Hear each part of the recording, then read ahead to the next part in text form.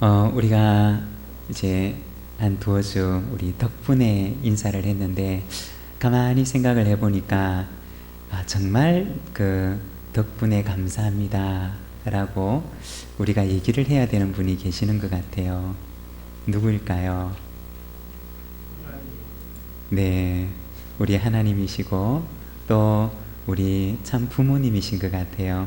우리 또 여기 계실 수도 있고 안 계실 수도 있지만 우리 또 부모님 우리 생각하면서 감사합니다 라고 하는 우리 덕분에 인사를 하도록 하겠습니다. 감사합니다. 사랑합니다. 네, 감사합니다. 우리 그 어머님, 아버님 그리고 또 우리 교회 어르신들 늘 주 안에 강건하시고 또 교회를 여기까지 이렇게 우리 교회를 또 이끌어 주신 분도 또 우리 선배가 되시는 우리 어르신들이 아닐까라고 하는 생각이 듭니다. 늘 같은 마음으로 교회를 위해서 기도해 주시고 또 강건하시기를 바랍니다. 얼마 전에 그 어떤 분의 소개로 영상을 한 편 보게 되었는데 우리 먼저 영상을 같이 한번 보도록 하겠습니다. 우리가 방금 보았던 이 영상은 아메리칸 갓 탤런트라고 하는 미국의 오디션 프로그램에 출연했던 코디 리라고 하는 한 장애인에 관한 영상입니다. 이 코디 리는 한국인 아버지와 그리고 흑인 혼혈 어머니 사이에서 태어나게 되는데 태어날 때부터 앞을 보지 못하는 시각장애를 앓게 됩니다. 그리고 4살 때부터는 자폐 증상까지 나타나기 시작하는데 그런데 이 코디리의 어머니가 아들이 아주 어렸을 적에 음악에 관심과 재능이 있다라고 하는 사실을 발견하게 됩니다. 그리고 음악을 통해서 자기를 표현할 수 있도록 돕게 되는데 그의 아버지 그리고 어머니, 남동생, 여동생 온 가족이 이 코디리의 협력자가 되어서 그가 음악을 통해 자기를 표현하도록 합니다. 평소 때에는 앞도 보이지 않고 그리고 말도 어눌하지만 그러나 노래할 때가 되면은 이 코디리는 전혀 다른 사람이 되었던 것입니다. 오늘 우리가 같이 보았던 이 영상은 코디리가 예선전에서 처음으로 불렀던 노래인데 그의 인생에 가장 든든한 후원자가 되어 주었던 그의 어머니와 함께 나와서 당신을 위한 노래 A Song for You 라고 하는 노래를 부르게 됩니다. 그가 무대에 홀로 남겨져서 피아노 앞에 앉아 있을 때 어머니가 코디를 다독이면서 얘기를 합니다. 이제 내 시간이야. 20대의 카메라가 너를 찍고 있어. 준비됐지? 자, 가자. 그러자 코디리가 자신있게 대답을 합니다. 예. 그리고 코디리의 공연이 시작됩니다. 그리고 코디리의 오디션 공연이 끝난 뒤에 심사위원들은 일제히 일어나서 그에게 박수를 보냅니다. 그리고 그 코디리에게 골든 버즈를 울려주게 되는데 이 골든 버즈는 남은 예선전을 치르지 않고 본선까지 곧바로 올라갈 수 있는 그러한 것을 의미하는 것이었습니다. 그리고 코디리는 본선에 올라가서 아메리칸 갓 탤런트 14번째 시즌의 최종 우승자가 되게 됩니다. 그 공연이 끝났을 때 심사위원을 비롯해서 그 자리에 참여한 모든 사람들이 다 일어나서 박수를 보내게 됩니다. 그 박수가 과연 누구를 향하여 보내는 박수였을까요? 아마도 첫 번째는 장애라고 하는 그 높은 담을 넘어서 멋진 공연을 보여주었던 그 코디리를 향하여 보내는 박수였을 것입니다.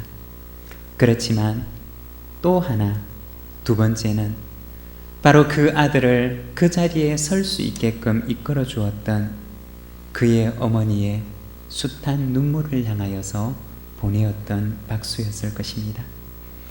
아마도 그 영광의 자리에 서기 이전에 그의 어머니는 그의 가족들은 남들이 알지 못하는 수많은 애통의 눈물을 그의 아들을 향하여 흘렸을 것입니다. 오늘 우리가 읽은 이 본문의 말씀을 보게 되면 주님께서 말씀하십니다. 애통하는 자는 복이 있나니 그들이 위로를 받을 것이며. 여러분, 우리가 산상수훈의 팔복의 두 번째 말씀, 우리가 오늘 함께 읽었던 4절의 말씀을 우리가 같이 한번 읽어보도록 하겠습니다. 우리 함께 읽겠습니다. 애통하는 자는 복이 있나니 그들이 위로를 받을 것이며. 우리 주님께서는 제자들에게 말씀하십니다. 애통하는 자는 복이 있나니 그들이 위로를 받을 것이다. 사랑하는 여러분, 애통하는 자에게는 하나님의 위로가 임하는 때가 반드시 오게 될 줄로 믿습니다. 우리 주님께서는 말씀하시기를 애통하는 자는 복이 있다. 왜냐하면 하나님께서 그를 위로하실 것이기 때문이다 라고 말씀하십니다. 그런데 여기서 애통하다 라고 하는 말은 슬퍼한다 라고 하는 의미를 가지고 있는데, 이 애통한다, 슬퍼한다 라고 하는 이 말은 그냥 보통의 슬픔, 보통의 아픔을 말하는 것이 아닙니다. 이 애통한다 라고 하는 말은 슬픔 가운데서도 가장 극심한 슬픔, 가장 큰 아픔과 슬픔과 고통을 말하는 것입니다. 이것은 그냥 슬퍼하는 것이 아니라 견딜 수 없을 정도로, 이겨낼 수 없을 정도로 찾아오는 그러한 아픔과 슬픔을 말하는 것입니다. 우리가 성경에 보게 되면 70인역이라고 불리는 헬라어로 번역된 성경이 있는데, 거기에 보면 바로 마태복음 5장 4절, 우리가 읽었던 이 말씀에 나와 있는 애통한다 라는 말과 똑같은 단어가 쓰인 곳이 다시 한 군데 더 나타나는데, 바로 창세기 37장 34절의 말씀입니다. 자기 옷을 찢고 굵은 배로 허리를 묶고 오래토록 그의 아들을 위하여 애통하니. 여러분, 창세기 37장에 나와 있는 아들을 위하여 애통하는 이 애통하는 사람은 과연 누구를 말하는 것일까요? 바로 이 사람은 사랑하는 아내 라헬을 잃고, 그리고 그 사랑했던 아내 라헬이 낳았던 아들 요셉이 죽었다는 소식을 듣고 애통하는 아버지 야곱의 애통입니다. 사랑하는 아내를 잃은 것도 슬픈데, 그런데 그 사랑하는 아내가 남겨주었던 아들 요셉이 죽었다는 소식을 다른 형제들로부터 전해 듣고 견딜 수 없는 고통 가운데서 야곱이 하늘을 향하여 애통하는 말씀이 바로 이 창세기 37장의 말씀입니다. 우리가 오늘 읽었던 이 애통한다 라고 하는 이 애통함은 참을 수 있는 슬픔을 말하는 것이 아니라 참을 수 없는 슬픔, 견딜 수 없는 고통, 내가 이겨낼 수 없이 내 영혼의 가장 깊은 곳까지 밀려드는 그 슬픔과 고통을 말하는 것입니다. 우리 주님께서는 바로 이와 같이 극심한 슬픔 가운데 처한 그를 향하여 말씀하시기를 애통하는 자는 복이 있나니 그들이 위로를 받을 것이다 라고 말씀하십니다. 하나님께서 그의 위로자가 되어주실 것이다 라고 말씀하십니다. 이 세상에 그 누구도 위로하는 이가 없을지라도, 위로할 수 없을지라도 하나님이 그의 위로자가 되어주실 것이다 라고 말씀하십니다. 우리 주님께서 말씀하셨던 애통하는 자는 복이 있나니, 그러면 이 애통하는 사람은 과연 어떤 사람을 말하는 것일까요?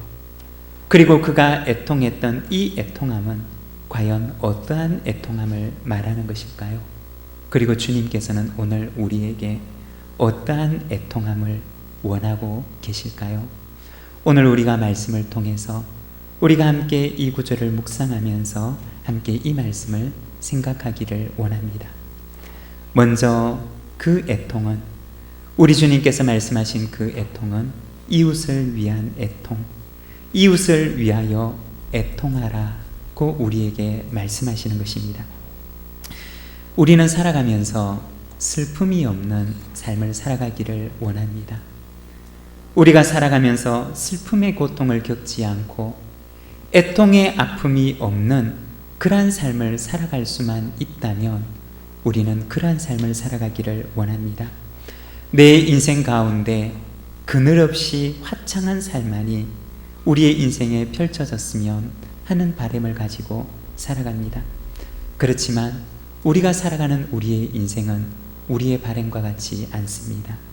우리의 인생 가운데는 때로는 기쁨의 순간도 있지만, 그러나 또 때로는 슬픔의 순간이 찾아오고, 때로는 환희에 젖어 있을 순간도 있지만, 그러나 때로는 견딜 수 없는 눈물이 우리의 눈에서 흘러내리는 그러한 순간도 있습니다.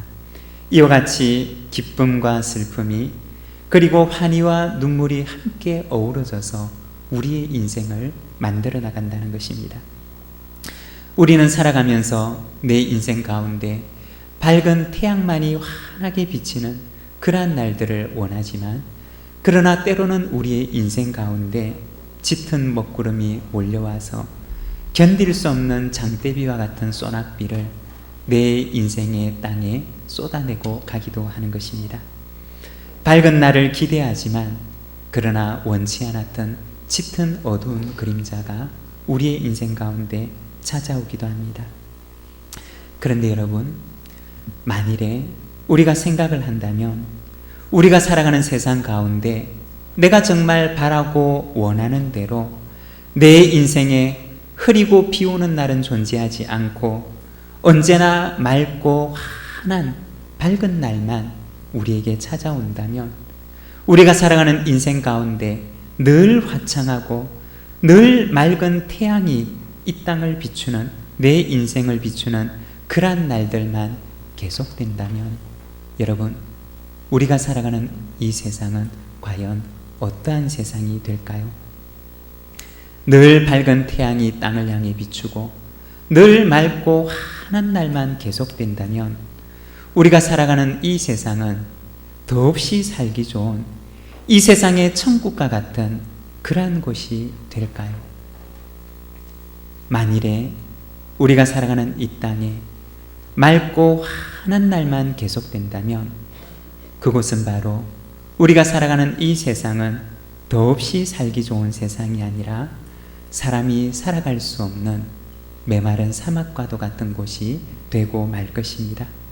며칠 동안은 좋겠지만, 며칠 동안은 환한 태양이 비추는 그날은 좋겠지만, 그러나 그러한 날들만 이어진다면 우리가 살아가는 이 세상은 사람이 도무지 살아갈 수 없는 그러한 곳이 되고 말 것입니다.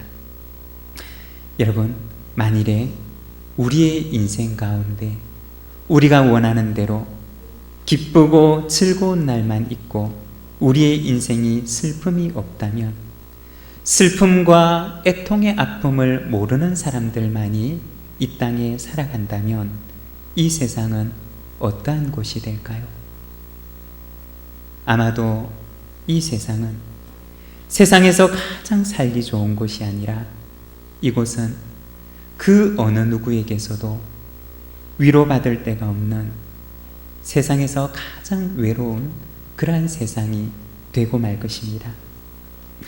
언젠가 유방암을 앓고 투병한 후에 완치가 되고 자기와 같은 아픈 이들이 있다는 소식을 들으면 그분을 찾아가서 신방하고 또 위로해주고, 그리고 그분의 투병 과정 가운데 함께하면서 돕는 어떤 권사님을 뵌 적이 있습니다.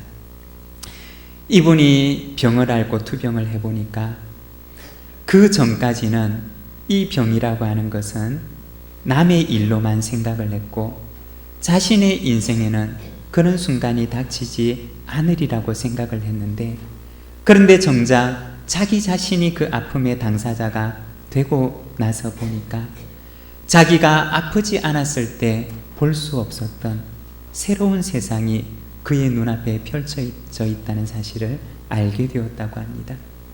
이 세상에 아픈 사람, 마음의 고통과 슬픔을 안고 살아가는 사람이 이곳에 이토록 가득했구나 라고 하는 사실을 알게 되었다고 합니다. 그런데 같은 아픔을 앓고 나서 보니까 그 아픔을 나도 알고 나서 보니 투병 중인 분을 찾아갔을 때 같은 아픔을 알았던 그 분과 함께 눈만 마주쳐도 서로 눈물이 나고 서로에게 위로가 되더라고 하는 이야기를 들은 적이 있습니다.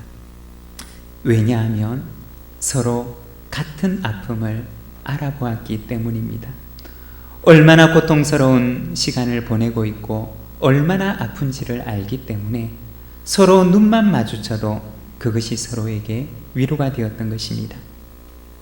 오늘 우리가 읽은 이 본문의 말씀은 우리 주님께서 애통하는 자는 복이 있나니 라고 말씀하십니다. 애통하는 자의 복에 대해서 우리 주님께서 말씀하시는 것입니다. 여러분, 이 세상에 만일 애통하는 사람이 많다면 이 세상은 어떠한 곳이 될까요? 이 세상은 애통하는 사람들의 그 애통으로 인하여서 슬픔으로 가득한 세상이 될까요? 아마도 이 세상에 애통하는 이들이 많다면 이 세상은 슬픔으로 가득 찬 세상이 아니라 오히려 위로로 가득 찬 세상이 될 것입니다. 애통하는 자는 바로 이 땅 가운데 하나님의 위로의 통로가 되는 자들이라고 하는 것입니다. 우리 주님께서는 말씀하시기를 애통하는 자는 복이 있으니 그들이 하나님의 위로를 받을 것이다 라고 말씀하십니다. 이웃의 아픔을 안고 그리고 그 아픔을 보듬고 함께 애통하는 자가 되라. 너희는 이 땅 가운데 하나님의 위로의 통로가 되어서 그들과 함께 우는 자가 되라고 말씀하시는 것입니다. 두 번째, 자신을 위하여 애통하라고 말씀을 하십니다.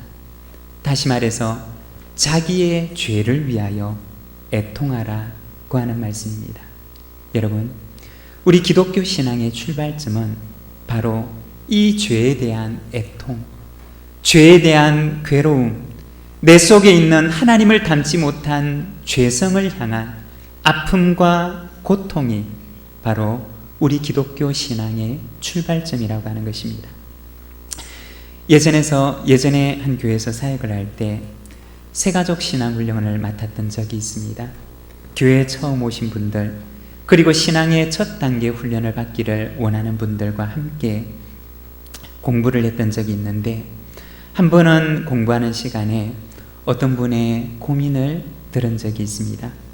이분은 교회 다닌 지가 10년이 넘으신 분이셨고, 그리고 교회 다니는 것도 좋고 목사님을 통해서 좋은 말씀, 설교 말씀을 듣는 것도 참 좋다는 것이었습니다. 그런데 단 한 가지 이분의 마음 가운데 불편한 것이 있었는데, 그것은 바로 다른 것은 다 좋은데 교회만 가면 자신을 가리켜서 죄인이라고 얘기를 하더라는 것입니다.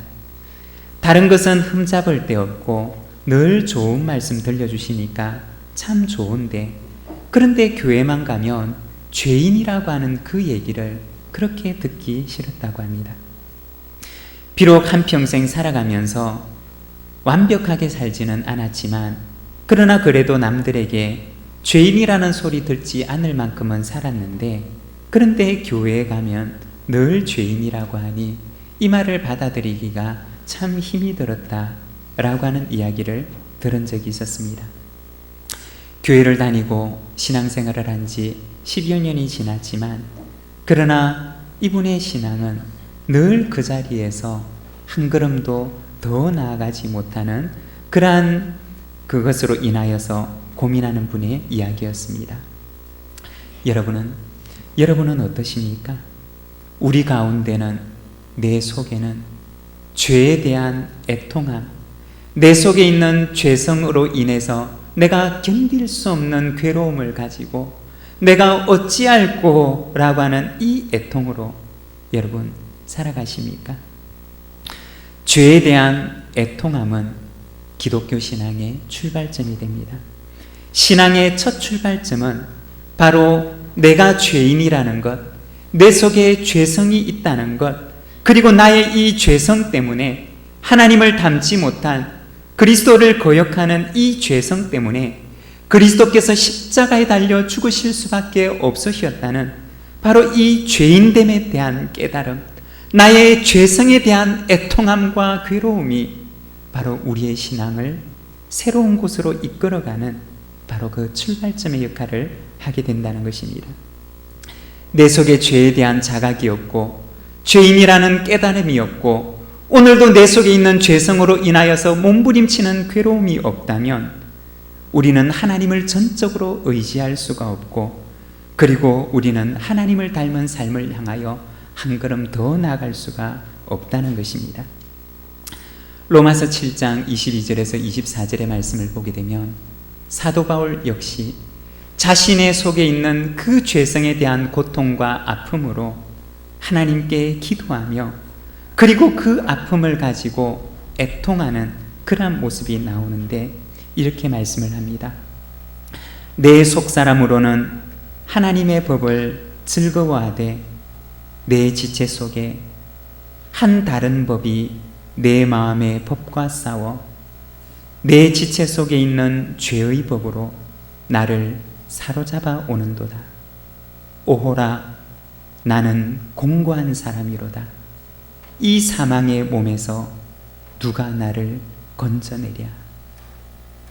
바울의 고백입니다. 자기 속에는 한편으로는 하나님의 법을 즐거워하는 사람이 있지만, 그러나 하나님의 법을 즐거워하는 이 사람을 이끌어서 죄를 향하여 강력한 힘을 가지고 이끌어가는 또 다른 존재가 있는데, 그 사이에서 사도 바울은 고백하기를 오호라, 나는 공고한 사람이로다. 이 사망의 몸에서 누가 나를 건져낼 것인가? 라고 애통하는 것입니다. 로마서 7장은 바로 바울의 죄에 대한 이 애통함으로 끝을 맺습니다. 그리고 로마서 8장에서는 바울은 성령의 능력으로 살아가는 삶에 대해서 이야기를 합니다.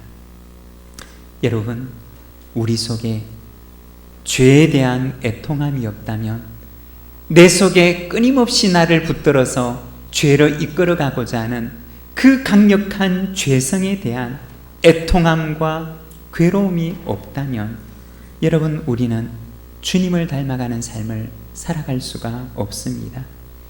내 속에 죄에 대한 괴로움이 있고 내 속에 죄를 애통해하는 그 힘이 있을 때 우리는 거룩을 향해 한 걸음 나아갈 수가 있는 것입니다. 성령님께서는 우리를 죄에 대한 애통함을 통해서 성령의 능력 안에서 거룩을 향한 신앙의 여정을 출발하게끔 이끌어 가신다는 것입니다. 자신의 죄에 대한 애통한 마음을 가진 사람, 하나님께서는 그를 하나님의 거룩의 통로로 사용하신다는 것입니다. 우리 주님께서는 말씀하십니다. 애통하는 자는 복이 있나니 이라고 말씀하십니다. 사랑하는 여러분, 우리 속에 있는 하나님을 닮지 못한 나의 옛자, 하나님을 닮지 못한 우리의 죄성, 내 속에 이웃을 괴롭히고 그리고 하나님의 마음을 아프게 하는 그 죄를 향한 애통함으로 우리가 하나님 앞에 나아가는 자가 되기를 소망합니다. 그리할 때 하나님께서는 그 사람을 바로 하나님의 거룩의 통로로 사용하시는 줄로 믿습니다. 그리고 마지막 세 번째, 주님과 함께 애통하는 자가 되라고 말씀하십니다. 골로새서 1장 24절의 말씀을 보게 되면 바울은 이렇게 고백을 합니다. 나는 이제 너희를 위하여 받는 괴로움을 기뻐하고 그리스도의 남은 고난을 그의 몸된 교회를 위하여 내 육체에 채우노라. 바울은 말하기를 여러분을 위하여 받는 고난을, 그 괴로움을 나는 기뻐합니다. 그리스도의 남은 고난을 나는 나의 육체에 채우기를 원합니다. 라고 고백을 합니다. 주님과 함께 애통한다는 것은 바로 그리스도의 남은 고난에 동참하는 것입니다. 바울은 골로새 교인들을 향하여서 그들을 위하여 받는 괴로움을 기뻐하며 그리스도의 남은 고난을 그의 육체의 채움을 기뻐한다 라고 이야기를 합니다.